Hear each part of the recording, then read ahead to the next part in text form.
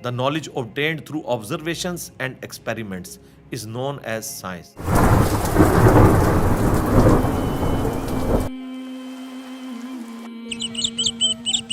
कुरान भी तो ये कह रहा है अफला यंजुरून इलल इबिली कैफ खुलिकत, क्या तुमने ऑब्जर्व नहीं किया हमने ऊंट को कैसा बनाया, पहाड़ों को कैसी उठान दी, आसमान को कैसा बनाया, जमीन को कैसा बिछौना बनाया। 1000 आयात कुरान की, ऑलमोस्ट 6500 आयात में से वो फिजिकल फिनोमेना ऑफ नेचर से रिलेटेड है। साइंस का इल्म है ही है। तो ये दुनिया का इल्म जो आप कह रहे हैं ये दीन ही का इल्म है, ये कोई दुनिया का इल्म नहीं है। हजरत आदम अलैहिस्सलाम को कुरान कहता है कि हमने चीजों के नाम सिखा दिए थे। ये तो नहीं कहता कि बता दिए थे कि अल्लाह ताला के नाम के 3 दफा पढ़ने हैं तो ये सवाब होगा। हर चीज का नाम सिखा दिया था। पोटेंशियली वो उनके दिमाग में वो दरख्त बो दिया गया था जो आज इतना बड़ा हो चुका है कि इंसान ने ऐसे जहाज बना लिए हैं जो 500-600 मुसाफिरों को लेके 8000 किलोमीटर तक बगैर रिफ्यूलिंग के उड़ सकते हैं, और उड़ते नहीं सिर्फ लैंड भी करते हैं। ये सबसे मुश्किल काम है। लोग कहते हैं जी मिसाइल टेक्नोलॉजी मुश्किल है। जनाब मिसाइल टेक्नोलॉजी तो शायद ही कोई नहीं जो ये बोइंग की टेक्नोलॉजी है, क्योंकि मिसाइल तो आपने छोड़ना है, उसने फटना है, वापस नहीं आपने उतारना। लेकिन स्पेस शटल को, बोइंग जहाज को उड़ा के आपने उतारना भी है, बंदे बीच में बैठे हुए हैं। ये मुश्किल टेक्नोलॉजी है, तो करके दिखाया ना।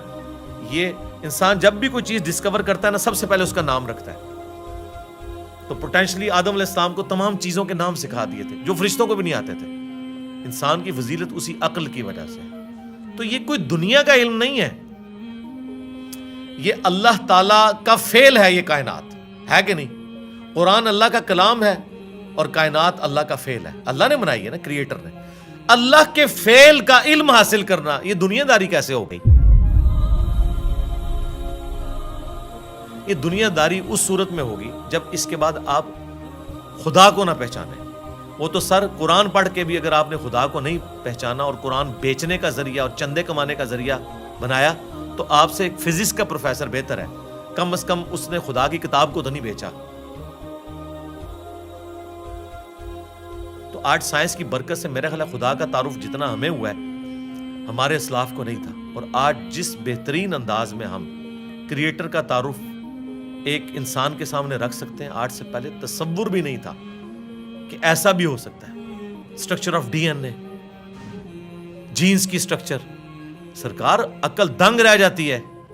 साइंटिस्ट कहते हैं कि एक चाय के चम्मच में इतने जीन्स आते हैं और उनके अंदर इतना डाटा कोड हो सकता है जितनी इंसानी तारीख में आज तक किताबें दुनिया की लाइब्रेरीज में पड़ी हुई हैं। ये किसने रखा है?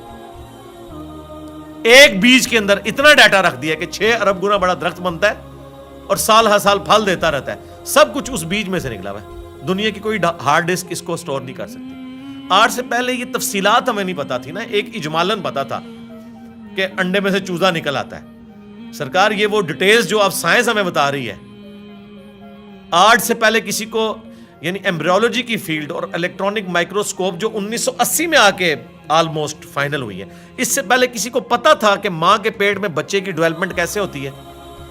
क्या सहाबा इकराम ने ये देखा हुआ था? उनका तो ईमान बिल गैब था। हम तो परेशान हो जाते हैं कि यार लोग तो कह रहे हैं जादू जादू देखना है तो ये देखो।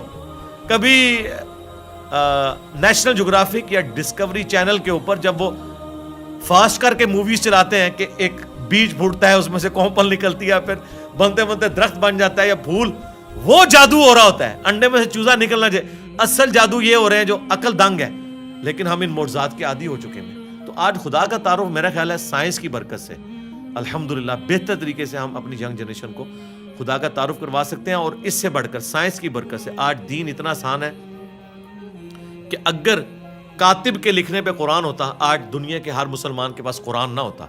अगर प्रिंटिंग प्रेस ना होता, ये बुखारी मुस्लिम यहाँ ना पड़ी हुई होती। अगर कातिब ही लिख रहे होते, अगर मोची जूतियां बना रहे होते ना, तो आज आधी दुनिया नंगे पांव होती जितनी दुनिया की आबादी हो चुकी है।